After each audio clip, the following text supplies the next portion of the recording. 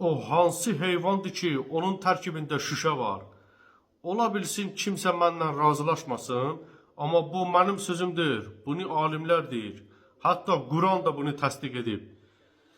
İndi onun şəklini sizə təqdim edirəm, qoy bilməyənlər də bilsinlər. Onu elə bir insan yoxdur ki, o heyvanı görməsin. Belə-belə işlər. Nəysə.